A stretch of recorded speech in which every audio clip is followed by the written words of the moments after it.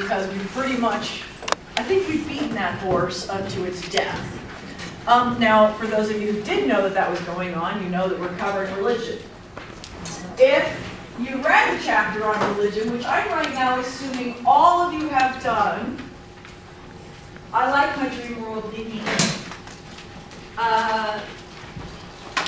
You probably have noticed that the religion section was entirely based on religion and power. That is not how I see this at all. And I know of which I speak. So let me explain to you why it's okay that I, a biological anthropologist, teach this to you. So in the galaxy a long, long time ago, I was a grad student. A million years ago. Right? I was a grad student. When I was a grad student at UCR, they only provided grad student support for 2 years. Grad student support is done in the form of teaching. They pay you to teach. That's how you pay for school. When they pay you to teach, it takes away some of your tuition, and you teach. That's how you can afford to be a grad student. Well, unfortunately, graduate school isn't only 2 years. Graduate school is more like 7 or possibly 8. So after 2 years, there I sat, single mom, no job. Well, I had a couple of community college gigs, but basically I needed the other gig because that's how they paid for our health insurance too. So I was like, bruh, and started looking around like, who might I be able, what department could I go work for and TA for them? Who could I teach for within UCR so I could still get all the stuff I needed? I went to biology, and they have the worst working conditions I could humanly imagine. And so I was like, God, I'm going to do my ass. And then I went to religious studies, and they were like, great, an anthropologist, come on in. They had no graduate students of their own, so they had to hire TAs from other departments. And I thought, wow, of all people that teach religion, I should not be it. And the reason I felt this way about it was I had been raised by atheist parents, right? As hippies, they were also atheists. And they had a very Marxian approach to religion. Religion was for the stupid. However, their parents, and this may be why they were so strong about it, their parents were absolutely theists. Right? Like one grandma was a Methodist, the other one was Catholic, and both of them, oh God, when I was 6 weeks old, my German grandma took me for a walk. She walked me straight over to the Catholic Church and had me baptized. Right? That was where we went for the walk. I was 8 weeks old when grandma number 2 took me for a walk to the Methodists, where I also got another bath. So they made sure that my immortal soul was covered because my parents were going to hell. At every available opportunity when my parents weren't listening, one grandma or the other would start teaching me about religion. My American grandma had more time with me. She was the Methodist. So before I learned my ABCs, I learned the Jesus Loves Me song. Right? I was fascinated by this forbidden land because it was forbidden. My grandparents had to do this in secret. And my friends, because I lived in Venice, their parents had all kinds of religious diversity. One of my friend's parents were Moonies, which is a Christian church that's basically a pyramid scheme design. It was a super church is what they call it. So they were members of a super church. Another set of my friends were Hindus, and I had a couple friends who were Jewish, and nobody around me was Christian. So I kept looking at all of their religions, and basically I kept trying them on for size. Like, since the vast majority of my friends were actually Jewish growing up, I kept trying to go to Hebrew school, and I kept telling my parents, I'm like, look, I'm Jewish. And my mom's like, that is not how this works. You cannot be Jewish. And then I found out that nobody would let me be Jewish. I couldn't just convert. You couldn't just declare. And especially with my German ancestry, no one was real hip to let me in. I was born of the enemy. So like the chances I was going to get to be a Jew, none. So then in high school, I found the Hindus, and I was like, this will work out. This will work out. This is a religion where they believe in as many gods as you can think of plus one. Somewhere in there I should fit, right? That would be great. But I had the perpetual problem. When I told people I was Hindu, they'd look at me and go, nope, you can't be, you're not brown. No, I'm not brown. I will not become brown. But I believe in your gods. And everybody was like, mm-hmm. Step away from the crazy lady. All right, fine. So in college, I take a world religions class in my undergraduate career, and I go, oh, no, I'm not a Hindu. I like beef. And on top of that, I appear to be a Buddhist. That's it. I'm a Buddhist. Well, not exactly that either. What I had come to understand was the American version of Buddhism, which is very, very different flavor. Now, mind you, there are actually hundreds of iterations of Buddhism. Most of you are familiar with the Zen Buddhists, right? But there are other types. In California, there's a type of Buddhism. They're called Pure Land Buddhists. And they chant 4 things. So they chant hundreds of chants in repetition to get stuff. First tenet of Buddhism is life is suffering.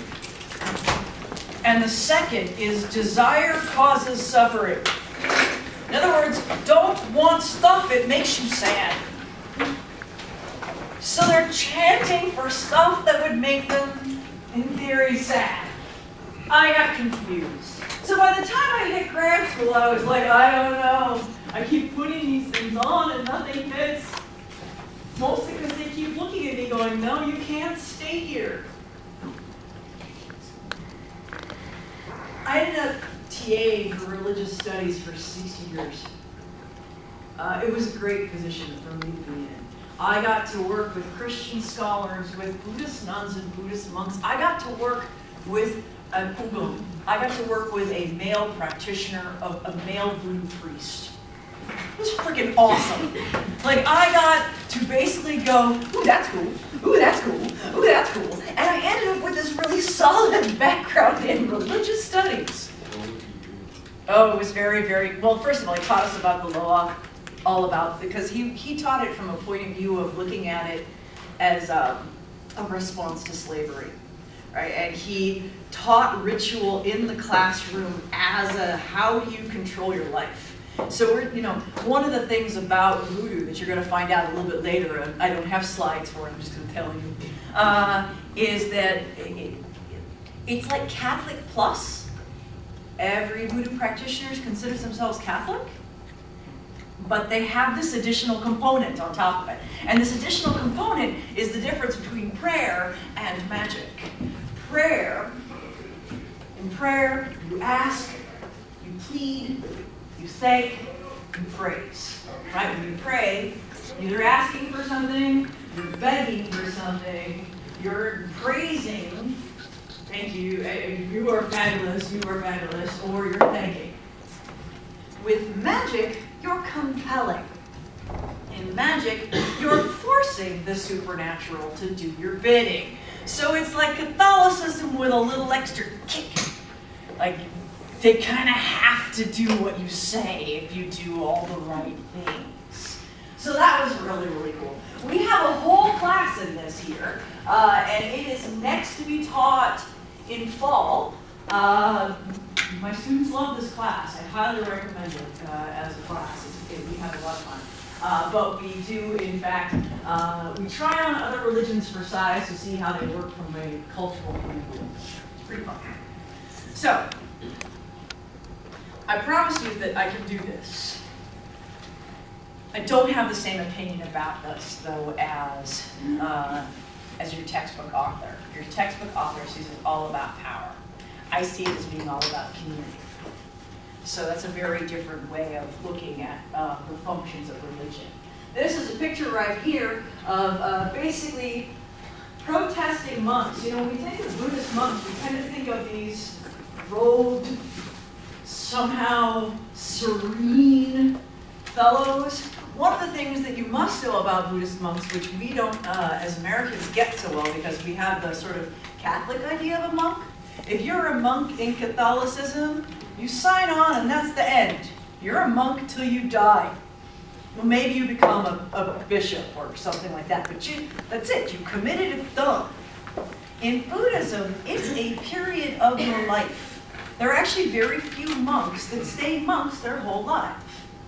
Most Buddhist monks, it is a section of their life, not their entire life. And for a time, particularly in China before communism, just about every boy spent time in a monastery. It was pretty much what you did. You sent your boy to the monastery. So just about every boy at some point or another had been a monk. Now, let's just say I grabbed every boy in this classroom and I made you a monk. Would you suddenly become passive, gentle, introspective? Is there a magic wand that can wave over you that would suddenly make you holy?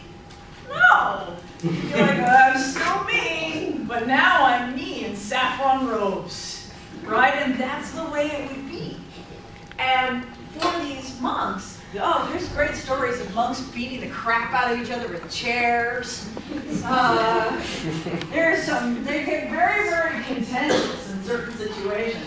Now there are different types, as I mentioned, of Buddhism, different types of Buddhist monks. These Buddhist monks are not Jains. Most of the time when you think of a Buddhist monk, you're actually conjuring a Jain in your head. Jains are the Buddhists who never harming any organism ever. Ever. They, of course, eat no meat. They're very careful about how they will sweep the ground in front of them to make sure that they do not kill an organism inadvertently. Their symbol we recognize as the symbol of fascism. Unfortunately, it was co-opted by Hitler. Their symbol, the swastika, is theirs. Because Hitler was an idiot and took from that whole Aryan. Does anybody know where the Aryan Valley is? It's in India. You know, famous for its blonde-haired, blue-eyed people. Not at all. So he saw this origin of the Third Reich as being from the Aryan Valley, and he took the Jain symbol, which connects heaven and earth and your current life together. That's what it is. And yet now we see it as a universal symbol for fascism. So the Jain monks are the ones that are more like you would expect. So not quite so violent. So in this case, we had Buddhist monks who rise in protest, and sometimes we'll see them do things like self-immolate, set themselves on fire, as a political protest, not a religious one.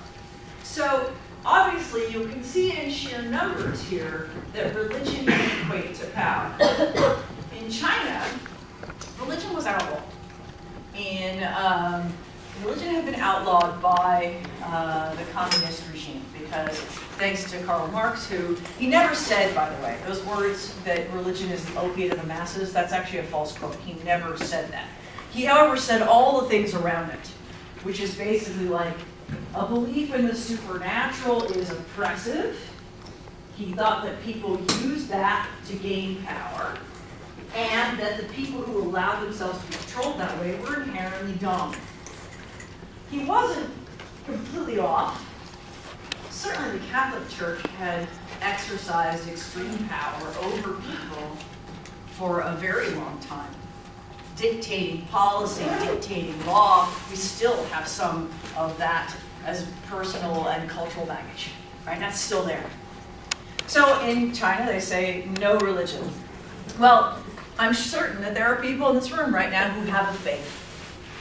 And if this nation said to you, you cannot have it, and you lost the fight, would you stop believing? No, you would not.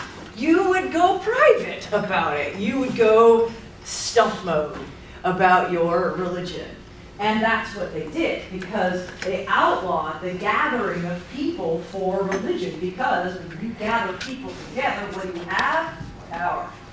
So they outlawed gathering. And they outlawed a belief system. They destroyed the monasteries all the way through China, just trashed them. They forcibly re-educated the monks. A lot of the monks forced back. There were also charitable and other such things in these state re-education programs. And a small group of monks remained. In 1976, China realized you can't make someone believe or not believe. So they scaled back on their no religion and sort of went to no congregating. No congregating. You can believe what you can believe. You can believe what you want on a personal level. And with that, monasteries start springing back up again, particularly in Japan and a few other places they start springing up. I've been lucky enough to go to some. When I was in China, I was in Hangzhou, and there is a beautiful monastery there. It's probably at least 2,000, if not 3,000 years old. It was gorgeous, with like Buddhas carved in the rocks, and so cool. And I went and I watched people before I did anything, because, you know, anthropologists, right? We watch first. I still made some mistakes, but it was really fun to go with giant sticks of incense and make offerings in front of a Buddha that was probably 35 feet tall and made of gold. And I was like, communism didn't work so much right here. So that was pretty cool. But it was not a bunch of people going at the same time. It was sort of like a bunch of people who went to the park without anybody talking to each other. Like, everybody did their private thing, you know, families at most did their private thing and left. So the monks have been protesting this, and of course, I'm sure that most of you are familiar with the Dalai Lama. The Dalai Lama cannot re-enter China. That would be a bad move for him. And it all has to do with this relationship between religion and power. Okay, so we're going to look at what religion is and the kinds of tools anthropologists use to study it. How does it work as a system of power? Only briefly. We're mostly going to be looking at how do people make it work for them. So if we start with what is religion? Here you have a car being blessed. That is not at all uncommon across the world to have objects of great importance. Think about how expensive a car is, right? You know, and think about the number of things that could go wrong with that car. Having it blessed is a little extra. It's like buying the extended warranty on the car. It makes perfect sense to bless a car. Many of you hold religious beliefs that you would not describe as religion, but when you see it in other cultures, you do. So let's talk about the idea that things have a soul. All right? Most of us believe we have a soul. I will tell you from personal experience, I've watched someone die, I've watched several somebodies die, and there is a difference between what they look like alive and what they look like 30 seconds after being dead. I work in the death industry though, so it's not like I can have a belief in ghosts. That's not a good idea. That's anti-job. But we all had moments that, there was once we were doing an autopsy on this woman, and none of us wanted to cut her open. Now, yeah, time schedule, we do hundreds of these a month, and we're all standing there.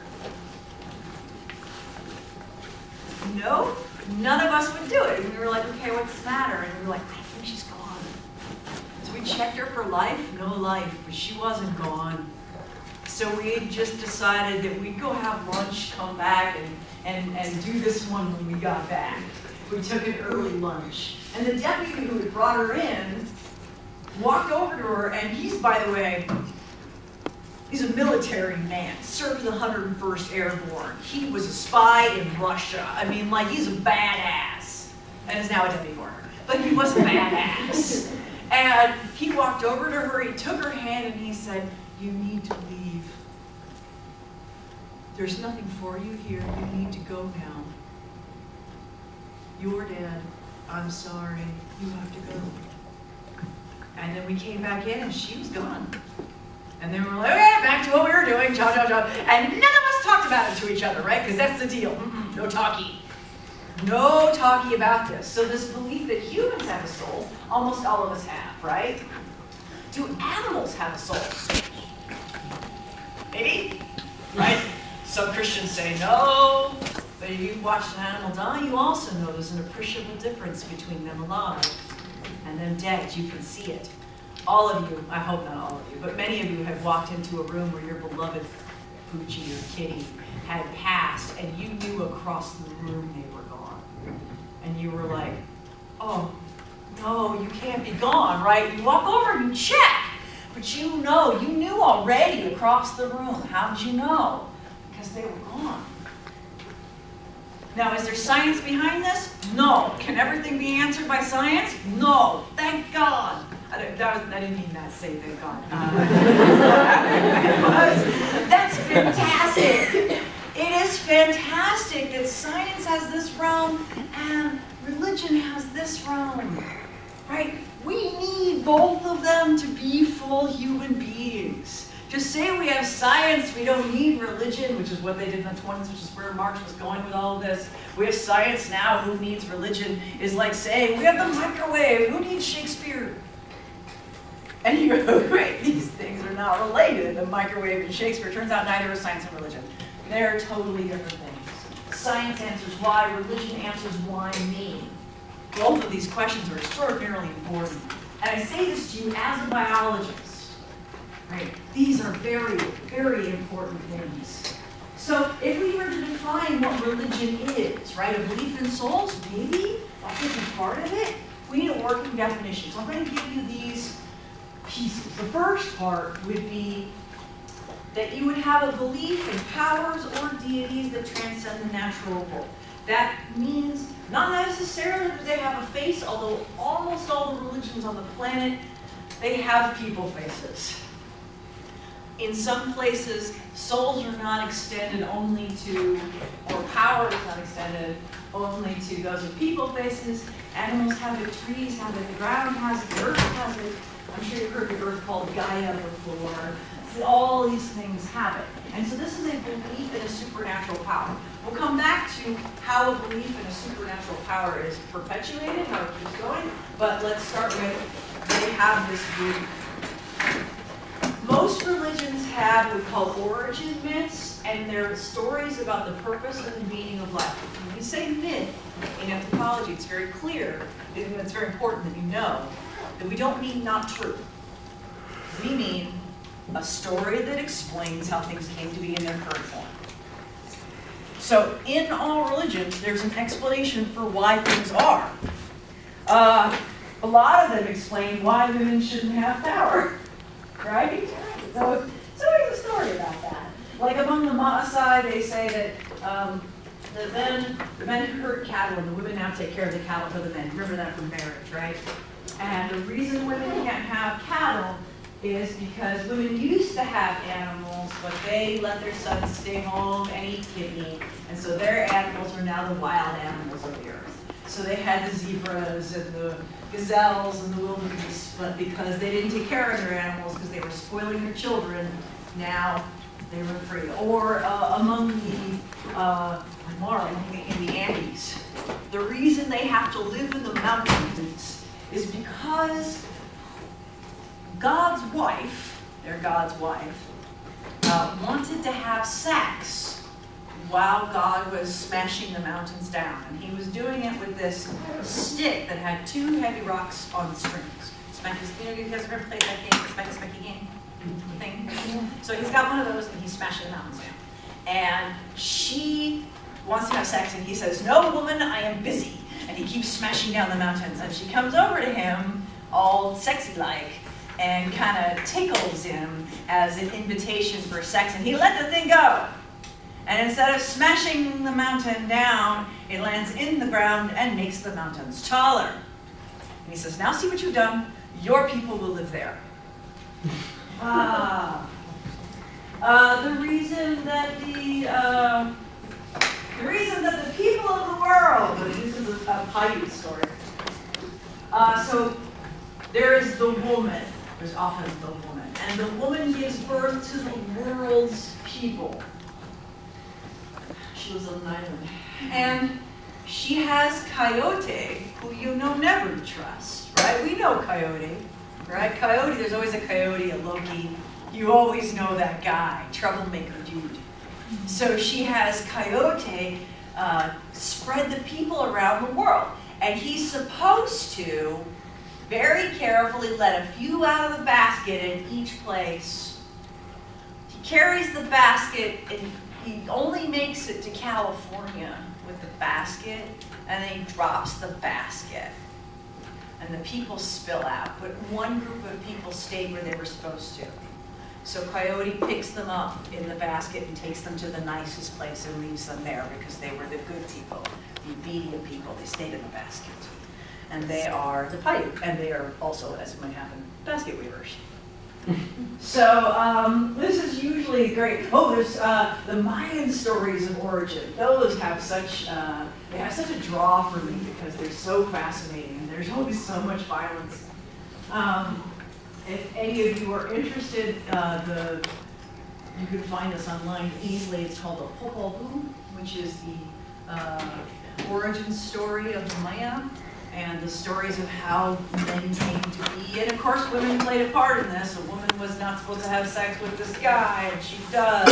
Dad chops off his head, and he becomes the birth tree, right? And yeah, and grandmother's mean, and oh, it's all kinds of great stories. So these are important components to a religion, a story about how,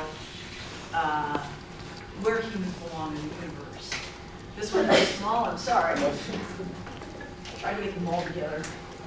So then, of course, there's going to be a set of ritual activities that reinforce these beliefs. These ritual activities, they are different from ritual activities that we perform every day that are what we call profane activities. Like, you brush your teeth. It's still a ritual because if you skip it, you feel it. Right? And that's why it's a ritual, not a habit.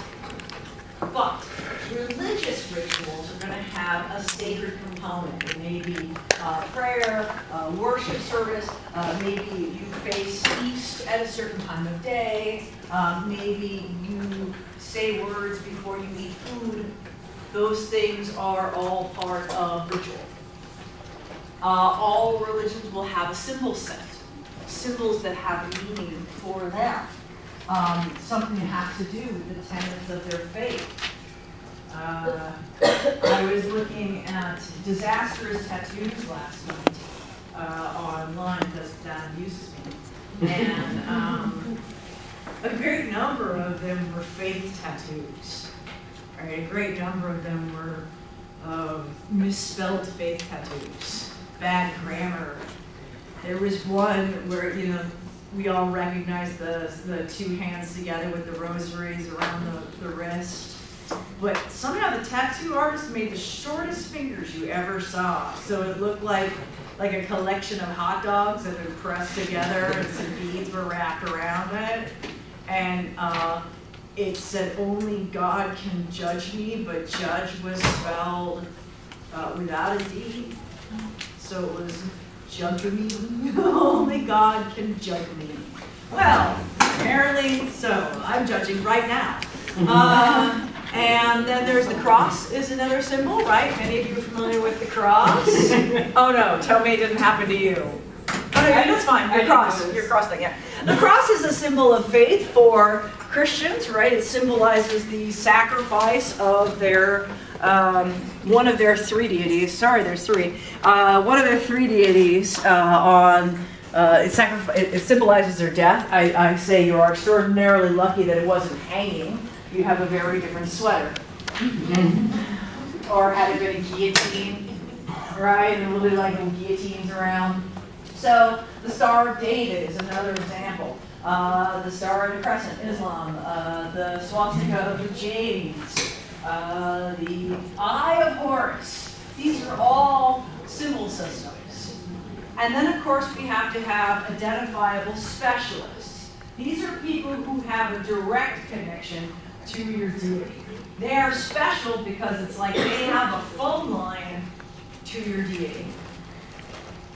You can pray for something, but if you have the specialist do it for you, it's better, right? They know better.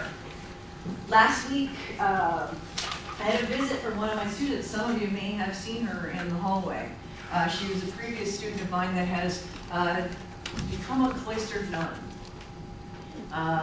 She's a Bridget, and she's in Mexico most of the time. She came home to visit. She gets periods of time when she still gets to leave for a little while, and she baked me cookies. So sweet. She always bakes me cookies, and she baked me cookies. And when I came home, I was like, "Hey guys, we got nun cookies!" And my husband and my son and my nephew were like, "What?" I was like, "Nun cookies. These are extra special. These are holy. Eat the cookie." Right? These are special cookies. And everyone just kind of looked at me. I'm like, you know what? She prays for our family in her convent. She prays for our family by name. And everyone was like, well, that's cool. I was like, right? That's like an extra special, like, hey. Right? I have a nun that prays for, I don't know if she's praying that one day I'll come to my senses, or I don't know what she's praying for, but she's praying for me. And everyone was like, oh, that's extra special. That's nice. And when a priest or a nun or a rabbi is mad at you for failing your God, you're extra in trouble, right? Right? And there are certain things, those people are special we wouldn't do. And could you imagine, hey, I'm going to go take a nun to a strip club? No, although I did see one of those. Actually, it wasn't technically a strip club. This was a drag club. I was at a place called Lips in San Diego, which I highly recommend their Sunday gospel brunch. Oh yes, my friends. If you are down in San Diego on a Sunday, this is a 100% must. First of all, it's $25 with all you can drink mimosas. And the food is good. So they feed you a whole breakfast, and they come around with water pitchers full of champagne and orange juice. Water pitchers, like the kind you would water a lawn with. And it was a great show.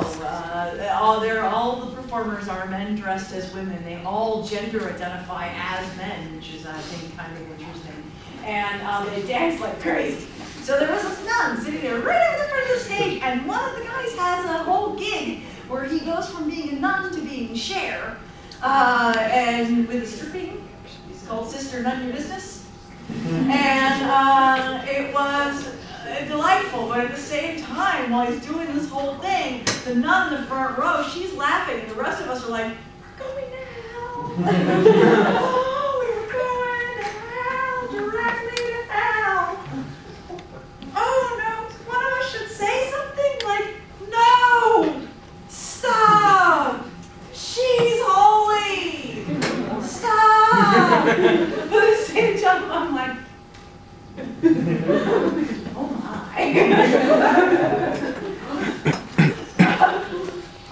my best friend and I have a thing that we do. So years and years ago, we were at a Starbucks, and it was around Christmas time, and cranberry bliss bars were out, just like they are now. I have to tell you, I love those things insanely. But I don't know if you've ever read the calorie count on them. They are a disaster. Right? Like I could eat 3 Big Macs and still have calories to spare. It's bad. It's bad. So she and I were both on a diet like we always are, and we wanted one, but we wanted to split half of one. We didn't want a whole one to split. That was still too much trouble. We wanted a half of a one to split between the two of us. So we asked the nice people at Starbucks if they would just cut it in half and then throw half of it away right away, so we never even touched it, and then we would take that half, and they said, no, we will not do that. And I was like, that's mean. And then our total came up to $6.66. This is a symbol, it's a bad one, right? That's the mark of the beast in Christianity, right? One must not accept the mark. So it was clear that I needed to buy the cranberry bliss bar to even it out. Otherwise, we had to accept the mark of the beast. So we bought the cranberry bliss bar. Cut it in half, throw it away, oh good. And we cut it in half again, and we're eating it, and we're like, I hope we made the right decision. And just then, right in front of the window, this big white Hummer pulls up in front of the window. And it is being driven by a nun in a habit. Let me rephrase that. There is a nun in a Hummer outside of the window. We have made the right choice. Clearly a sign from above has come that we did the right thing. So it has become a bit of a thing. We look at the identifiable specialists, and if we see them doing something odd, it doesn't have to be our religion, it can be any religion, right? If an identifiable specialist is doing something weird, we get dessert. If it's during Christmas, we get cranberry bliss bars. That's the rule. So we were in Target, and this priest goes riding by on a bicycle down the aisle. She and I look at each other, we're like, ha! Let's go! Dessert! She texts me, she was in Northern California, she goes, I just saw a driver's license. Oh, it's not my issue, he's doing something wrong in his religion, but there's a Jane monk in front of me getting a driver's license. They don't drive because then they run over stuff, they can't help it. Right? And then I was like, oh, but it's still a Jane monk getting a driver's license. Yes, that was worth pie. So, we do this all the time. My son plays along every time he sees something good, he'll send me a picture and he'll be like, cookies for you! Yay! Yay for me! Okay, we also have to assume there's going to be some sort of institution that preserves and transmits beliefs. The institution can be limited to a book or a little chapel. But there has to be something that perpetuates this belief. It doesn't have to be a massive edifice. It doesn't have to be a giant cathedral or a huge mosque. It can be a chapel that holds 3 people. That's all it has to be, some way to transmit the belief system. And then, of course, you have to have a community of believers. This is one of the most important things. If you have a religion unto yourself, what you have is personal beliefs. You don't have a religion, you have personal beliefs. If others share your belief, then we're going to have a religion. One person, single and isolated experience. Multiple people, we have a religion. Now, not every single religion incorporates all 7 of those things. And there is not universal acceptance of other people's religions. I'm sure this doesn't come as a surprise to you, but what do we call a religion that we think is fake? A cult. That's right. A religion that we disagree with, we call a cult. A religion that is small and has a few members should actually be called a sect. Usually there's a religion and there's a version of it that a few believers have, which we would call sect, and then eventually they become large enough in number that they become church, usually, or whatever. But cult is a derogatory term. Cult implies straight away that what the person believes is wrong and is dangerous.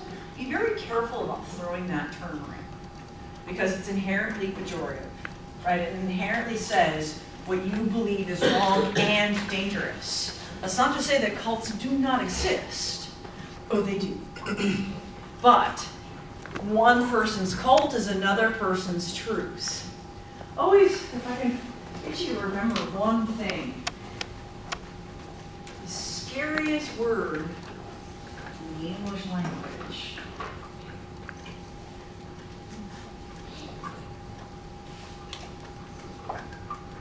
this is one thing that all religions want to give to you. Right. The truth.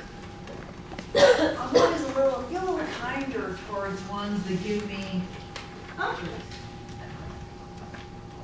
This is about controlling your community. This is about power. This is about belief systems, about your connection to your numinous. The numinous is that which makes us feel holy. That is, if you ever walked into a place of worship, whether it's a cathedral or a mosque or whatever, and you walk in and you go, ooh, that little feeling when you, who's this place is? Wow. Maybe it's a sweat lodge, wherever it is where you get to that space and you're like, ooh, I'm in the holy place. That's that connection of the newness. So the things that connect you to the newness, I hope, are this. This is a little bit dogmatic. And dogmatism, fundamentalism is a problem. It creates wars. It creates power structures.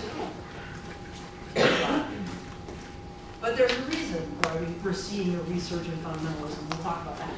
Probably we won't get to that until probably Wednesday. All right. So we will, of course, have local expressions and what some groups may do, other groups may not recognize. They may all call themselves by the same name. Christianity, for example, is a very large umbrella term which encompasses Catholicism and the African church and the Native American church and Baptists and Methodists and so many kinds, and each one sees themselves as having a corner on truth, not so much truth. The only ones that I'm fairly certain are at truth are of the Christians are the Unitarians. Unitarians are like, every way to get here is good. However you get here, just get here. Right? Are you Muslim? Great. Are you Jewish? Great. Are you Buddhist? Fantastic. Hindu? Great. Do you have a faith that connects to the supernatural? Yes. Welcome. And that, I think, is kind of a cool way of doing it. I will admit, I baptized my child, even though I wasn't sure, because I don't think there's right. That's the cool thing about being an anthropologist. You believe that everybody's right. Because everybody has a corner. Everybody has a corner on truth. Oh, that brings me to the elephant. Okay, so the way anthropologists see religion is that it has a function, but it also, we start talking about what's real and what's not real. Everything's real. Everything's real. Even if you think that you have photons in you, everything's real. But not anybody's got the corner on real. So it's the 5 blind guys and an elephant. You ever heard that story before? No. So you have 5 blind guys and an elephant. You ask them each to describe the elephant. So one guy's got the leg and he says it's like a column. And one guy's got the tail and he says, oh, it's like a rope. And one guy's got the body and he's like, no, it's a wall. And the guy's got the ear, he's like, no, it's a sheet. And the guy's got the trunk is like, no, it's like a big tube. They are all right, but not any one of them can encompass the whole elephant, right? And that's the cool thing. All right, moving on. So here is a state shrine for Muslims. You may never see one. Here is a healing room. This is also a religion. It doesn't have to be as big as this. It can be smaller like this. So why do we do this? Why do we practice religion? This is a question that has been asked since time immemorial. And there are lots of people that you've probably listened to in your life who've said, because we're stupid. That's not the answer. That's not why. We're not gullible. We're not stupid. Religion does something for us that nothing else can. So let's start with the first one, the need to understand. Whoops, back up. So Edward Tauler was the first one to sort of codify this for us. And what he said is, during our waking, this is not in your book, by the way. This is just added to your book, so fill it out. During our waking time and our sleeping time, we have different experiences. He thinks that's where our fundamental belief in souls comes from. It's because during the time when we're dead, when we're asleep, the dead are there. Not when we're dead. When we're asleep, the dead are present. We can fly. We can do all those things. Plus, you know that feeling when you first wake up, when you're disoriented, it's like you're coming back to you. Many of us, in things develop our belief in souls. That is the moment when our soul has gotten back in our body. And we're like, oh, here I am. Okay. Roger Merritt said, well, actually, it may go beyond our belief in personal souls. We may have always, or as long as we have been able to talk, we may have had a belief in impersonal supernatural forces. So things that we might define as luck or juju. Like, oh, what's so lucky about a rabbit's foot? It clearly wasn't lucky for the rabbit. Right? He lost a foot. Probably the rest of it. Most of you are holding beliefs that are in impersonal supernatural forces. Just Friday, I took the Anthropology Club to Cal State San Bernardino because Cal State San Bernardino was wooing our anthropology students because they want them to transfer there. I'm like, all right, give them some money. But first they gave us some cookies and they had a voodoo exhibit. It was very, very nice. And the professors there all know me locally, and all the anthropologists pretty much know each other. And Wesley Nard goes, hey, you're here, and you're not dressed up for a body. The last 2 times we had this thing, I had to go out and get a body and then race back to the thing to make it on time. So I wasn't covered in dirt. I didn't look like shit. I was actually wearing real clothes. And he was like, yeah, you're not there getting a body. And I was like, shh, shh, no, where's the wood? Where's the wood? And he goes, I'm not going to wood because you just invoked it. Right? That means if you say that, I'm going to get called out at the most inconvenient moment possible. And so you try to control those things. You all have stuff you do. Maybe you have a ritual you do to add to your luck. My husband, before a large test, will eat sushi. Because when he returned to college, his very first test, he ate sushi before the big test. And he got an A when he was expecting a C. Sushi was lucky for him. He also wears a red shirt because on that day he was wearing a red shirt. Many of you recognize this kind of behavior. You maybe have it associated with your sport, right? Oh, the last time my team won, I was eating Cheetos and wearing this sweatshirt. I shall wear this sweatshirt and eat Cheetos for my team. I was wearing 2 different socks. Baseball players, wow, they have a whole lot of ritual that they do because so much of it is up to chance. So you've got to get chance to work for you, right? We would call that a belief in an impersonal supernatural force. I have a couple of things I always do. Some of you have already caught me on it. When you say to me, Dr. Gray, I'll see you Monday, I say, mm-hmm, or, okay. What I never say to you guys is, I'll see you Monday. The reason I never say this to you is, if I say it, I won't. Something will happen. It all goes back to being a kid. I was a little kid, I took the same bus to school every day. I took public transport. I lived in a different district than I was supposed to.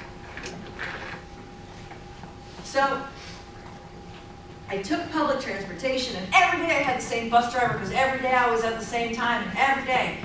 This went on for like 6 months, and then one day I said to him, I'll see you tomorrow, and I never saw him again. At first, I didn't decide. But it was happening over and over again. Every time I said to someone, I'll see you, either something happened to them or something happened to me. So I stopped doing it. I had a student at Norco who insisted after this lecture, he was like, say I'll see you Wednesday. I said, no. He was just say it. I was like, fine, I'll see you Wednesday. And he doesn't show up on Wednesday. And I was like, oh, he's trying to get out of class. Jerk. He shows up on Monday, he's in a full leg cast. And he was like, I know, I did it to myself. I was like, did it happen Wednesday? He goes, yes. And as they were taking me away, I said, this isn't real! I was like, yeah, exactly. That's what we don't do. We don't do that. I have another friend who, we were driving to go get bridesmaids' dresses. And as we drove over the railroad tracks, she's talking and suddenly and then she keeps going. And of course I go, what you doing? And she was like, God, I was hoping you weren't going to see that. And I said, Anthropologist, what do you mean I wasn't going to see that? what you doing? And she says, well, okay. So as we go over railroad tracks, I kiss my fingers and then push it to the roof, and that keeps me safe from trains I didn't see. And I was like, you know, like a protective bubble shield? Like, what the hell? I'm trying to figure out how this works. And she goes, you don't get to make fun of me. I'm like, I'm not making fun of you. I'm just trying to figure out how the kissing keeps away a train. Because trains, that's kind of a long term. That ship has been put in motion quite a long time before you crossed the road. And she's like, yeah, I know. But once we did it, and then Melissa's car, her best friend, Melissa's car died on the railroad tracks. We got out of the car, and then the car went with the train. We never even heard, the thing didn't go down, nothing went down, the car got taken away. And I was like, oh, that sucks. So this keeps that from happening? She was like, stop making fun of me. I'm not making fun of you. I just need to know, this keeps that from happening. And she was like, yes. I said, all right. Every time now, stay away. Now, do you have any of those things? What if you run a red light? What do you do? Aside from, don't pee. Do you do any magic things to keep the eyes of the cops away from you? No?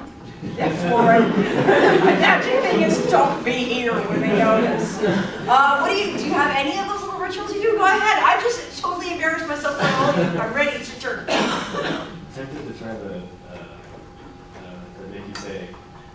Don't do it. See what happens. Don't do it. All he wanted was a reason to miss Wednesday. He got a reason. And it resulted in physical therapy. So.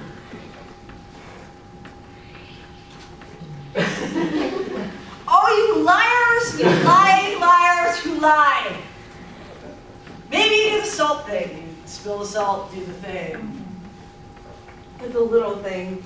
When I play baseball, when I'm batting, I take the bat and I circle it twice, and then I hit my foot right before I'm about to take a hit, and it usually works. Right, that is exactly the kinds of things that we do, right? It's not OCD.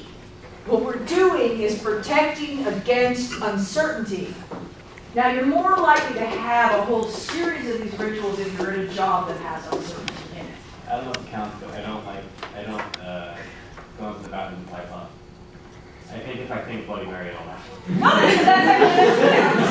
that counts. Now you just add the supernatural into it, right? So you've got to put the lights on, you know.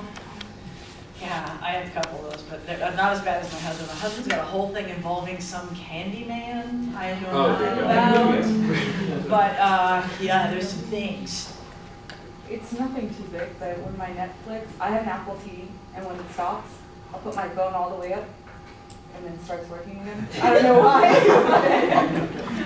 Okay, so there was a behavioral guy. His name was B.F. Skinner. B.F. Skinner said that religion, all things like this, were an issue of having mistakenly put two things together that didn't belong. So he argued like a pigeon. You have a pigeon that hits the thing, and he gets a kernel for it. And then he'll hit the thing and get the kernel. If the next time he hits the thing, gets a kernel, his leg is up, he'll do that every time. Even if he'll do it 100 times and not get anything, if he gets it on the 101st time, he does it consistently.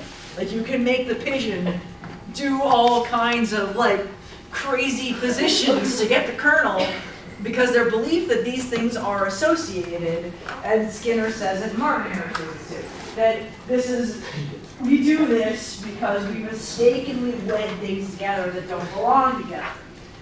And I will admit, there is a little bit of that. I mean, I can tell you there have been many times where I have said to someone, I'll see you, and nothing happens. But do I take note of those? No. I notice the times when it goes the other way, right? Which is typically what we did. These are what we would call manifestations of the supernatural's power. And this is why we continue to believe that there is such a thing. And we've all had moments where we go, ooh. Last year, I was home. I had already taught all day. I left here. I wasn't due to come back for like 4 days. It was a Thursday. And as I was sitting at home, I realized my retainers were sitting on my desk at work. I can't go 4 days without them. Otherwise, I get to start over again in 24-hour wear. I am too old to wear my retainers 24 hours a day. Not doing it. So, get in the car and I drive back here to get my retainers. It's 9:30 at night, right? And I'm like, okay, that's fine. There'll be nobody in campus. It'll just be quick. I park where I'm not supposed to park. And I walk in, and I look, and they're not there. That's weird. I turn around, and there's a student waiting for me. I don't have office hours at 9:30 at night, right?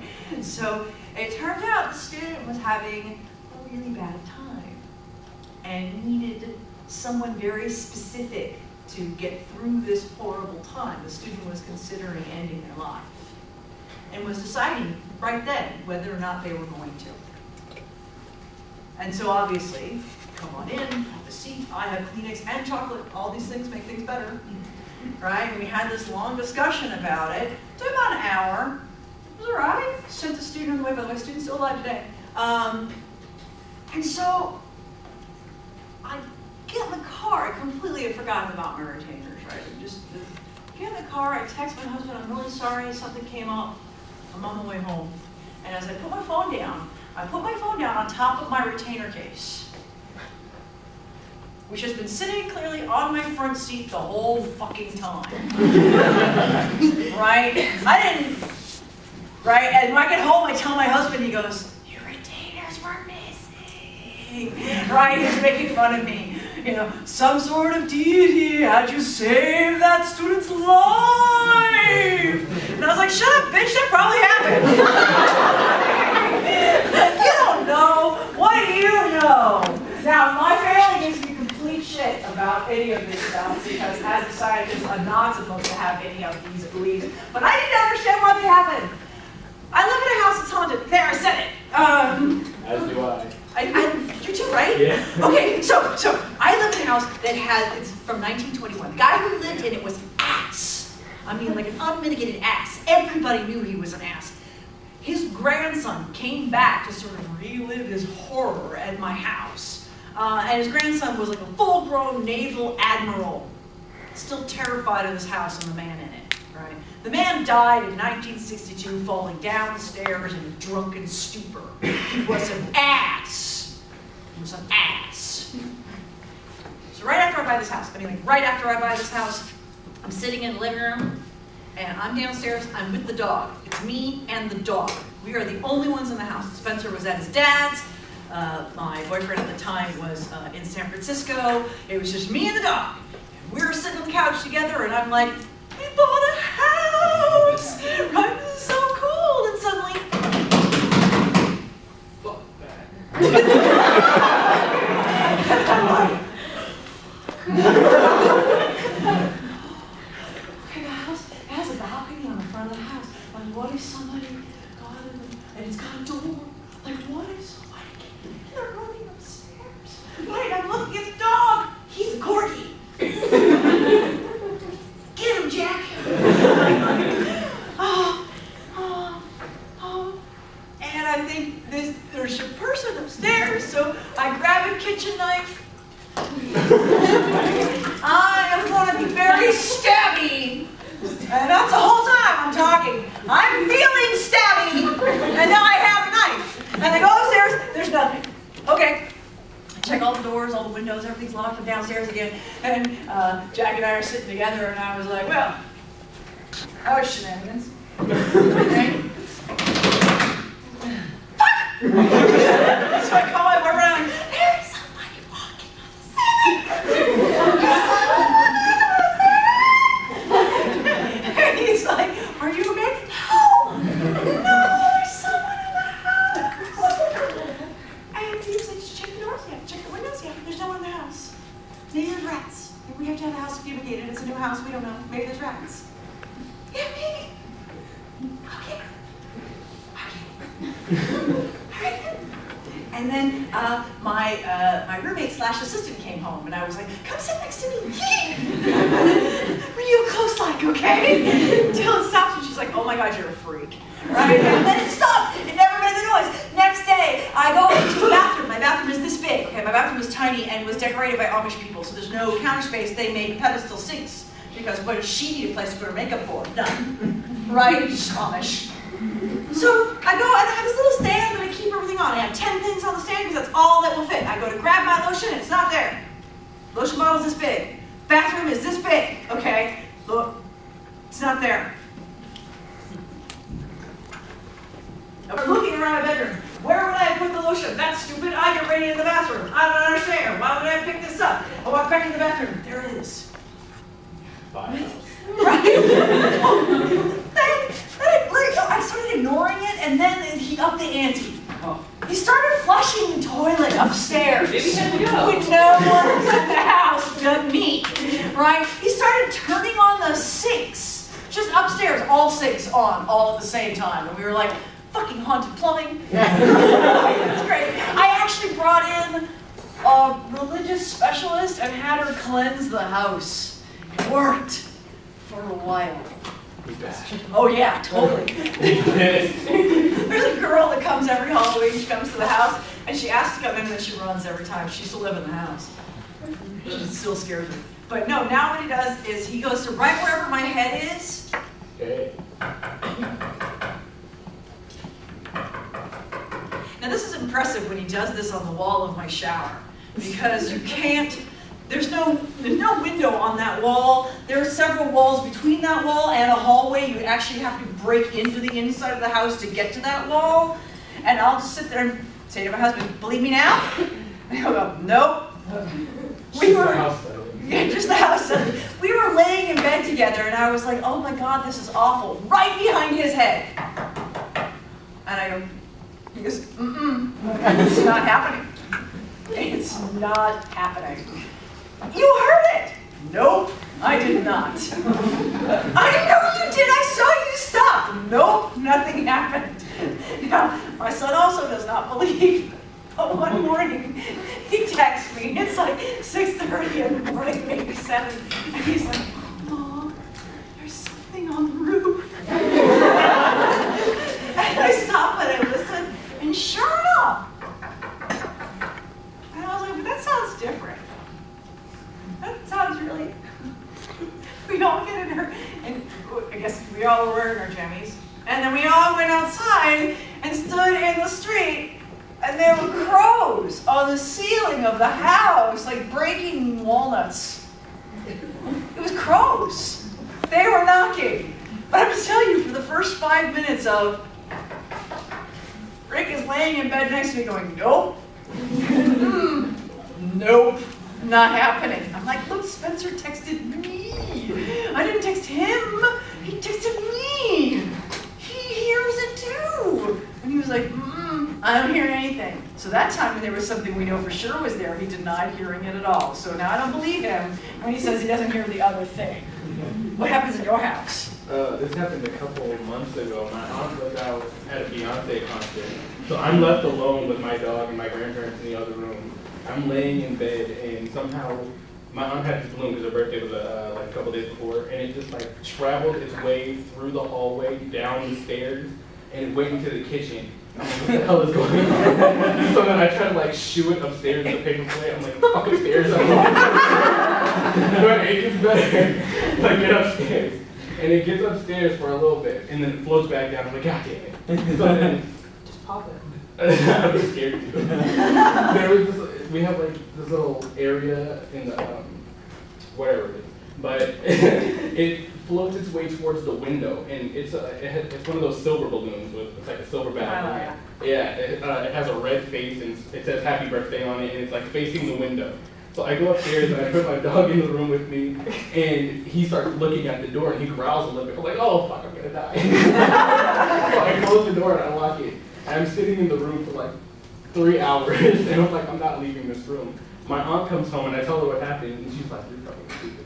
So then I grab a knife and I'm like, I'm taking this balloon to the garage and gonna stab it. As soon as I walk over towards it with the knife, it turns around and looks at me. And I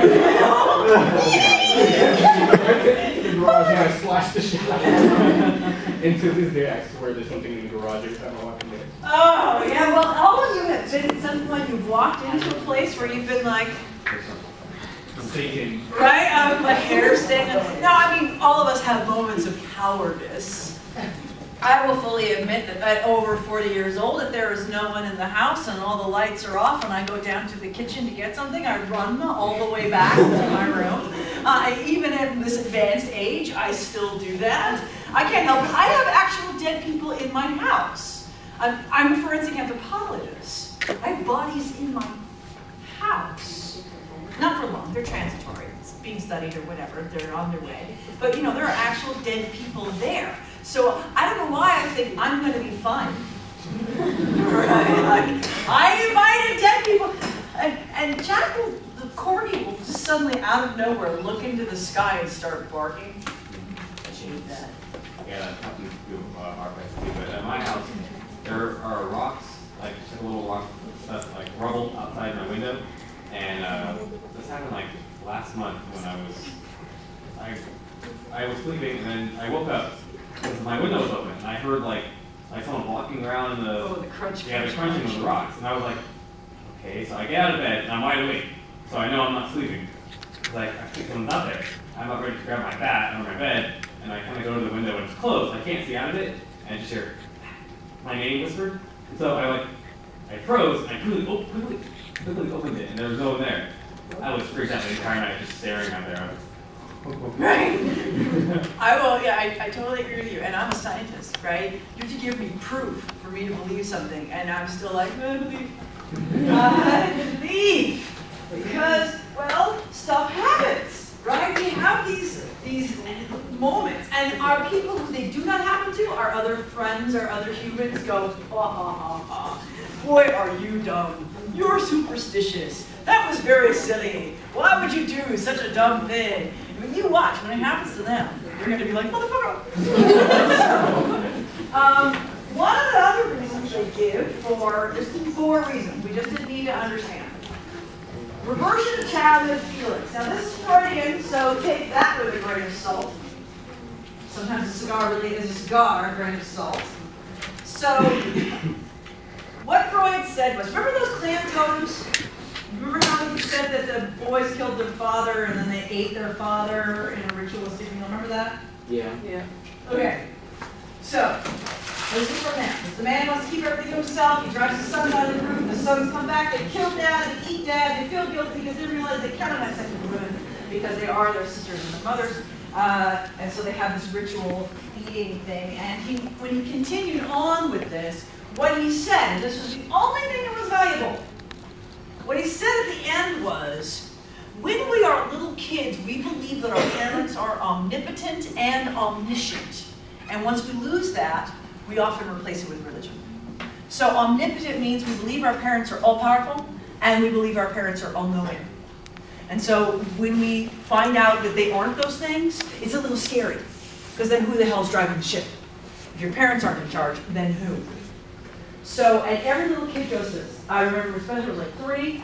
He was in the back seat, because you know that's where the safety seat is, and the sun was shining directly in his eyes. And he was like, "Mommy, turn off the sun." And I was like, "I'm sorry, honey, I can't turn off the sun." And then he was furious with me, because obviously I could turn off the sun. I just couldn't be bothered, right? He was just pissed. He was like, "You could! Why won't you do it?" And I was like, "Because I can't do it." And I started laughing because I'm like, "Oh, Freud." He doesn't know why I'm laughing, of course. He's 3. But I'm having this, "Oh, Freud, you might have been right, sir." Or my other personal favorite is, after Halloween, you know, all kids get this giant store of chocolate, although I think this was actually after Easter. But anyway, giant piles of food, bad chocolate food. He asked me, "Mom, can I have some candy?" I said, "No, you may not have some candy. We're going to be having dinner soon, and besides, you've already had some." And he says, "Okay." He goes into his room. Should have known, just by the he went into his room. He'd never go in there, but He goes into his room, he's quiet, also a bad sign, and he comes out of the room and he's got chocolate like it's on his nose, in his eye. It's like he spent most of his chocolate eating time just rubbing it on himself. And I looked at him and I said, "Did you eat chocolate?" I'm giving you an opportunity to tell the truth here. And he goes, "Oh, how did you know?" Because kids are really bad at evidence, right? So at that point, he believed I knew everything. It's a horrible time for a parent when your kids finally figure out that you don't know everything and that you can't do everything, because it's a very short road to you know nothing and you can also do nothing. There's this period from you are magic to you are shit. You will eventually come back out of that spot, but it's almost 10 years that a parent goes through with a kid being like, "You don't know anything, you're dumb." And you're just like, "Oh, I can make another one just like you." You. I'm looking forward to it. That's my mess. All right, so anxiety and understanding. This is the function of religion that helps with the, so this is it part. So imagine that you are a rice farmer and every day of your life is spent with wet ankles. You're in 4 inches of water every day of your life to the day you die. What on earth would make you get up the following day and do it again? And do it again. What you do in prison, every day is going to be the same. Why on earth would you do it again? Why not just kill yourself? If every day is going to be Groundhog Day, end it, right? Well, religion helps us keep going because what it says is there's something else, right? If I'm up to my ankles in rice paddies for rice water for all of my life, yes, this is suffering, but maybe I don't get reincarnated, or maybe when I do get reincarnated, it's something better than I'm at now. Or maybe if I accept Jesus Christ as my Lord and Savior, somehow I will be better in heaven. I will reach a utopia place where all will be well. It helps relieve the question of, why did the house fall on my sister and not me? Right? Why me? And remember, religion answers why me.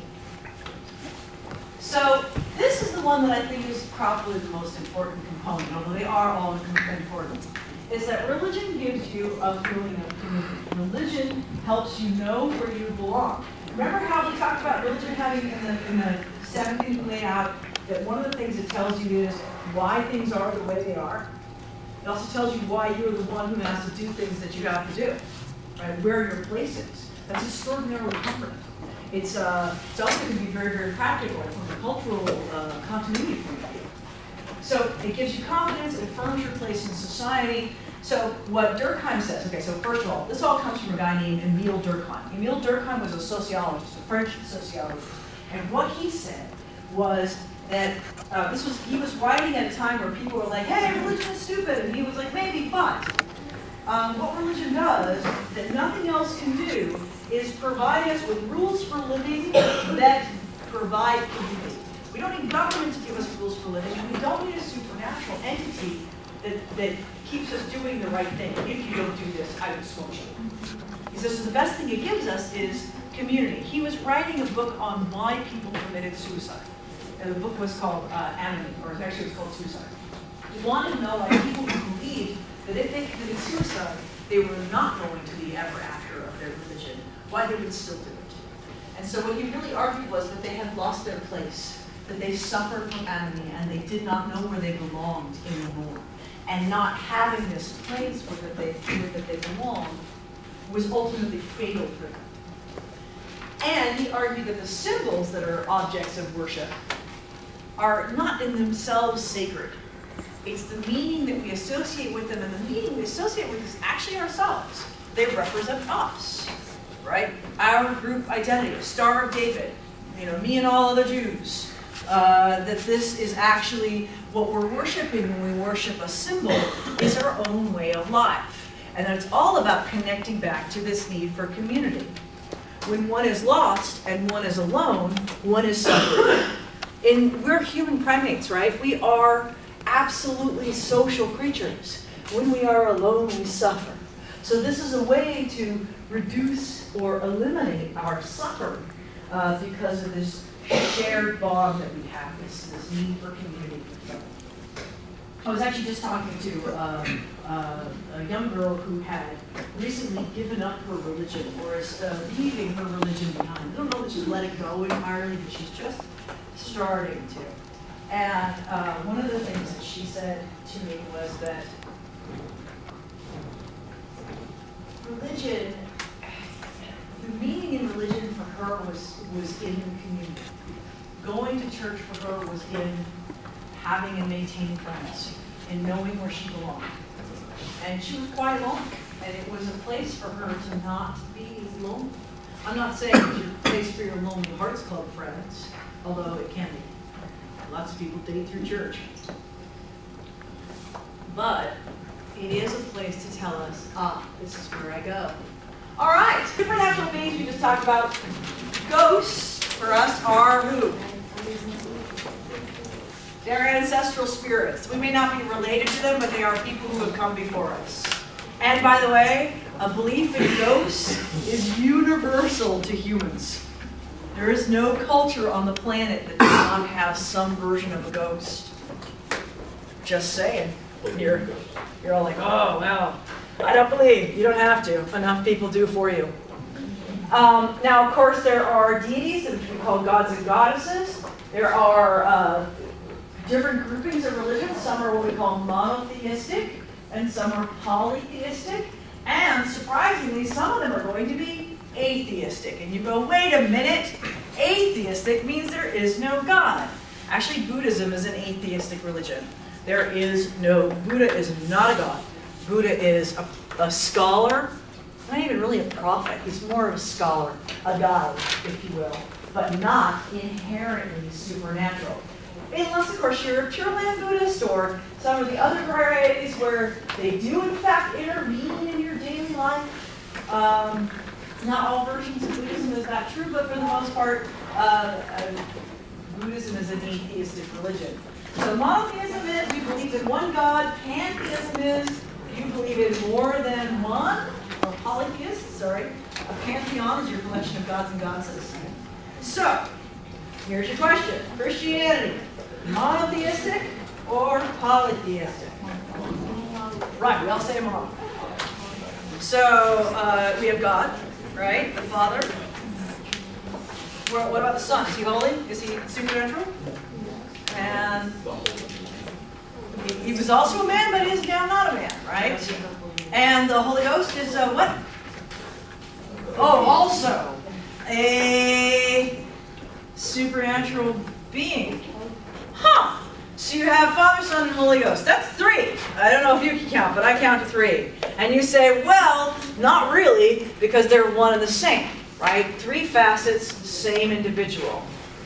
Well, by that argument, Hinduism is also monotheistic.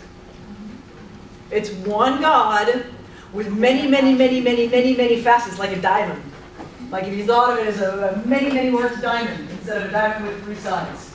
It's a many, many worked diamond. In fact, worked so many times you have no idea how many there are. None of it does. So, if we're going to argue that Hinduism is polytheistic, which all of you would, right? You know, you've got your Ramas and your Shivas and your Krishnas and your Vishnus, and you've got everybody. Every time I tell a joke and you guys don't laugh, that's what we're so if we're going to argue that Hinduism is polytheistic, then we have to argue that Christianity is too, because of the multifaceted component of it. I think it's kind of interesting. All right, that is where we're going to leave off. By the way, I took attendance today through your clickers, because by now you should have had them all registered. Everything should be fine. I'm probably giving up on the board. So.